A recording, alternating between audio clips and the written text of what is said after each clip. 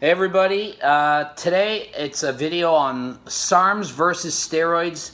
This is a video I've been meaning to do for a long time. I just never got around to it, but I think it's really important because SARMs are becoming like the biggest thing ever, in other words, at this point. SARMs are huge. Not everyone is familiar with them yet, but it's becoming, as popular or more popular than steroids. So this video is all about SARMs. If you're already like super advanced and know everything about SARMs, and don't bother. I'm going to keep it really simple for the beginner, somebody that just maybe tried it a bit or never tried it before but thinking about trying it, whatever. So I'll get started. First of all, I'm from Canada, so I'm not talking about the United States. So don't make a bunch of comments about how I'm an idiot, because the laws are different in Canada than in the US. So we know that. So I'm going to tell you about Canada because I'm from Canada. So in Canada, it is legal to buy these SARMs, but it's not legal to use them.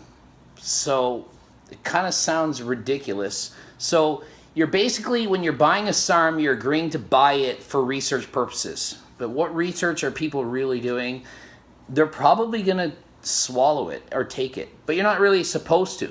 So every single thing I say in this video is not for you to actually take, because you're not supposed to. You're supposed to just research with it. So it's kind of like one of these stupid loopholes that they do to get away with stuff. So really, if you don't want people taking SARMs, you want to make it illegal, then just make it illegal. So, but the point is, you're allowed to buy SARMs. It's not illegal, but you're not supposed to take them. You're not supposed to eat them. You're supposed to do an experiment with it. I don't know, see what temperature it freezes at or something, or see how long it takes to turn green and whatever. So that's the legal part of it. Does it work? So do SARMs work? They work. There, I could stop the video right now, but there's a lot more information I can share. But a lot of people are like, oh, SARMs don't work. SARMs are not like steroids. Steroids work. SARMs are garbage. It's not worth it. Well, SARMs work. They do.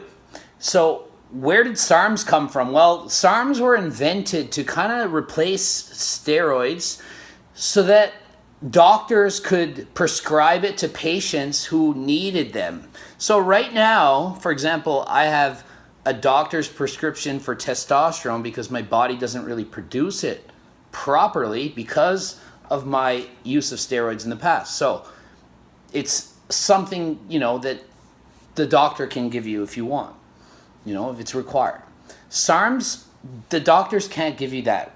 It's not something that they can just prescribe because it's not at the point or stage of being approved for medical use. They've done it, research and experiments with it, and they've done it with, test groups and stuff, but they can't just use it. So if you're 40 years old and you have low testosterone, you can't just go to the doctor and say, hey, instead of this testosterone stuff, can I use like a SARM? They just can't. Maybe one day down the road they will, but it was developed to kind of hope for that, because testosterone and other steroids, there's like dozens, right? They all have side effects. They're not all good. If they were all good, if there was no negative side effect of steroids, why in the world would you not use it? Like if all steroids were just only good, why would you not take it? It's like, it makes no sense. It would be like exercise. Exercise is good. It helps you. It makes you live longer, be healthier, whatever. I mean, if a steroid was like exercise in a pill, then you would just take it. But it's the negative stuff, the part that gives you the high cholesterol, the liver, the acne, the voice changes, the balding. I could go on and on, but there's a million reasons not to do steroids. And unfortunately, a lot of the SARMs have the same side effects of steroids. So you can't just say, oh, I'm going to take a SARM and there's no negative about it. There are some negatives, so you have to think about it. Okay? What to expect? Okay, before I say what to expect, there's a lot of SARMs out there. I'll list some. Ostarine, okay? I took it about 7 years ago as the first time, and it works. It's like it builds muscle, and you get stronger. Essentially, that's what it's going to do. Another SARM, RAD 140 or RAD 140, LGD 4033, S4, S23. These are just a few. Some of the people always will say, I'm on this SARM, and I'll ask and be like, what kind? They often will say like GW501516. That is not a SARM. It's a fat burner, but it's not a SARM. So this is about SARM. So I'm not going to talk about that. SR9009 is another example. It's like a fat burner, but not a SARM. And MK677, not a SARM again, but it makes your body produce growth hormone. So it's something. It's like, these are all things that are related to like in the fitness community or people that are trying to build muscle and stuff. It's all these things, but it's not a SARM. Okay, so I'm not going to talk about that. So what to expect? In general, bigger muscles and stronger muscles. That's what SARMs do. So then you're probably thinking, well, why in the world wouldn't I take it? Well, there's side effects, just like with steroids, there's side effects, okay?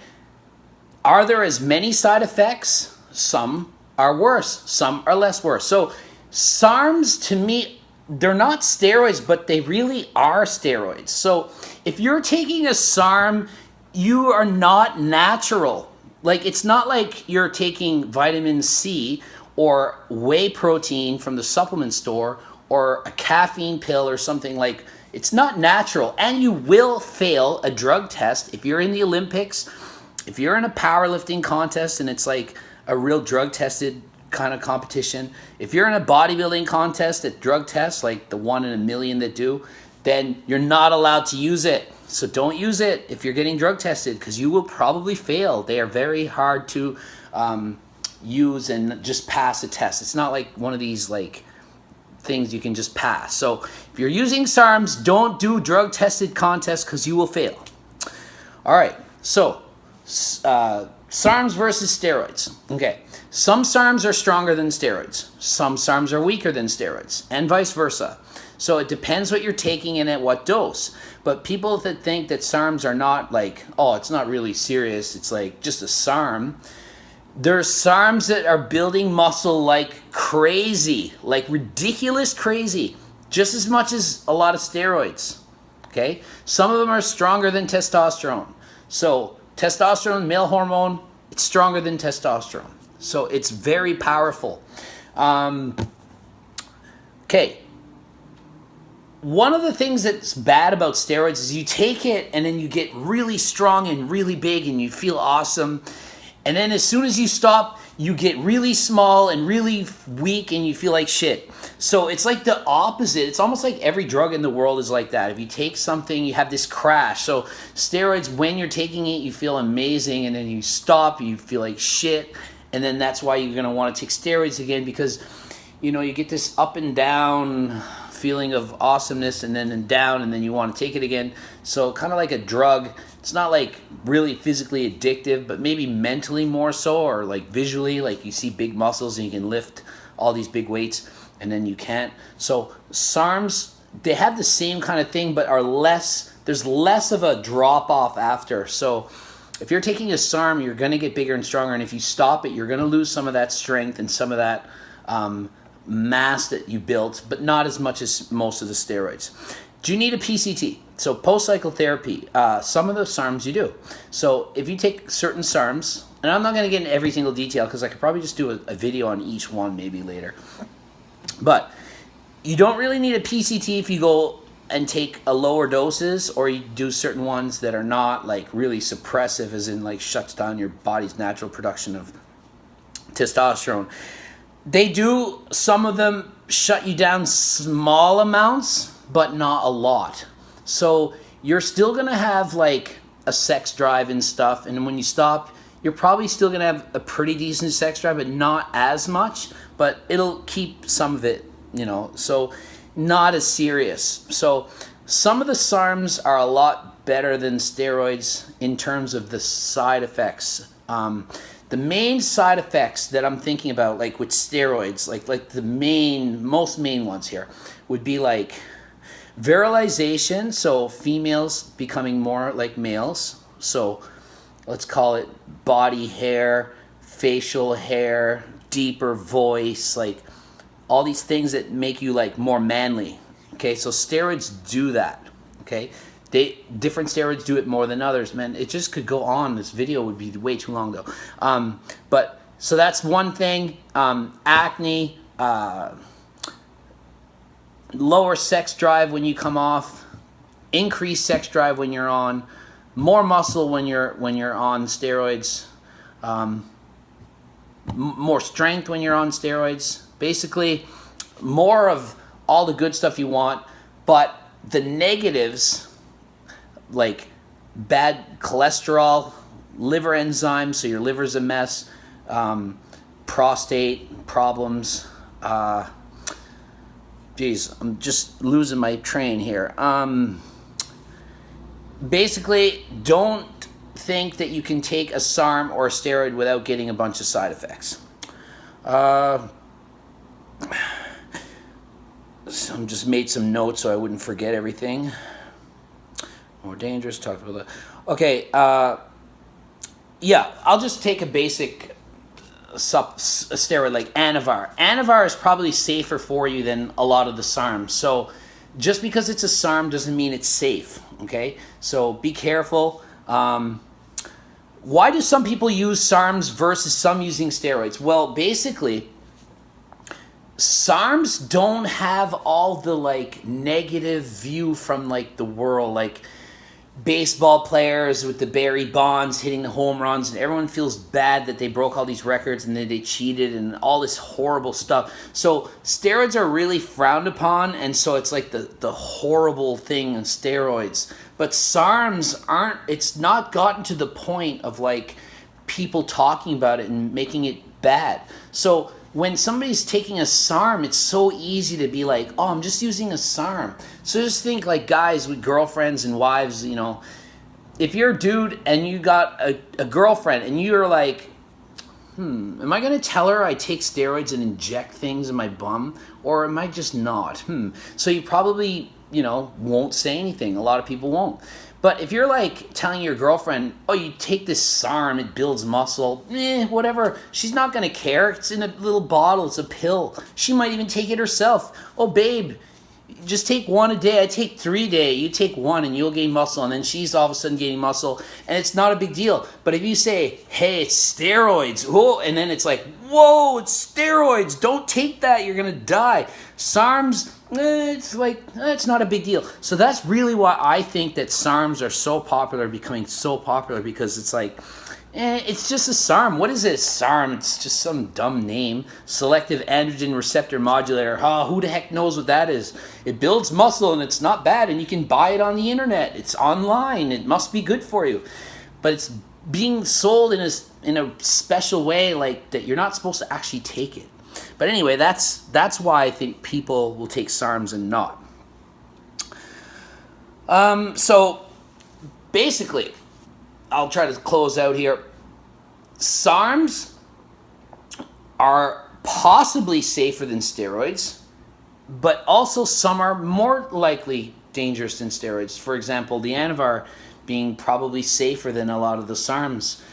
If you're a man, the side effects are not really that bad in terms of the SARMs for the most part, compared to most of the steroids that you're going to take. So if you had to compare steroids, SARMs, I'd have steroids on average ahead of the SARMs in terms of the side effects. So likely, SARMs are going to be safer than steroids in general. However, you can take SARMs and take it at a higher dose and make it more dangerous than some steroids. But in general, if you had to take them all and like pull a name out of a hat, most SARMs are going to be safer than most steroids. Now, for women, the same thing is true. However, most women are smart enough not to take the more androgenic, meaning like it's going to take you like deeper voice and grow beard, that kind of stuff. So most women are not going to take those. So if you had to compare to a safer steroid like Anavar, the SARMs could be potentially safer than Anavar. So in general, SARMs are probably safer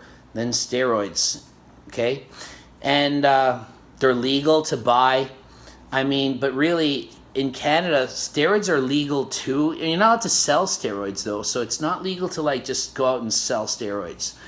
SARMs, you can have them. Steroids, you can have them. So really, to me, a SARM is a steroid. Like, I'm shocked that they're still legal. Like, I don't even know how it hasn't gotten to the point that they're not, because a lot of SARMs are just as strong as a steroid. Like Anavar, Rad 140. Rad 140 is stronger. LGD, Anavar. LGD is stronger. I mean, they're stronger, and so why is Anavar seen as bad and the SARM is seen as, oh, it's okay? I don't get it. Because really, SARMs, they do work. They're often strong, and it's like powerful stuff. But do not take this stuff thinking it's just natural. It is not natural. So when you think of SARMs and steroids, just think they both start with the letter S and they're scary. There. So SARMs are like steroids. They have different side effects. You need to learn about them. You need to know what doses to take. You don't think that you can just take SARMs and have no problem and don't worry about it. It is not a protein bar. You can't just take some. It's not protein powder. It's not a natural supplement. It is a drug testing failing supplement that will stay in your system for several months, and you can't just take it and claim to be natural. So that's another huge pet peeve of mine. All these people saying they're natural and they're on SARMs, and it's like, are you kidding? Like, you could be on Anavar and have less gains than someone on SARMs, and the person on Anavar is like, yeah, I'm not natural, I'm on VAR. And the person that's on SARMs like, I'm natural, I'm just taking SARMs. It's not. SARMs are performance-enhancing drugs. Same as any drug that's banned. You can't just take it and say you're natural. So realize that SARMs really are steroids. They're not called steroids, but they kind of are. And they work on certain parts of the androgen receptors, and they work on some more than others. So a lot of SARMs are safer than SARMs because they work selectively on the things that you want to build. But like, let's fast forward like 50 years from now. There's probably going to be a SARM that only builds muscle and only makes your bones more dense to prevent osteoporosis and doesn't cause cholesterol problems, health problems, nothing. And at that point, it'll be legalized. Doctors will be able to prescribe it. Everyone will want it, and it'll be like awesome and no sides. But right now, there are no SARMs with no side effects. So if you're taking a SARM, make sure you're doing it right. And technically, you're not taking it because it's for research purposes, not for human consumption. But really, everyone knows that people are taking it. So before you take something, do your research, be educated and informed, and that's it.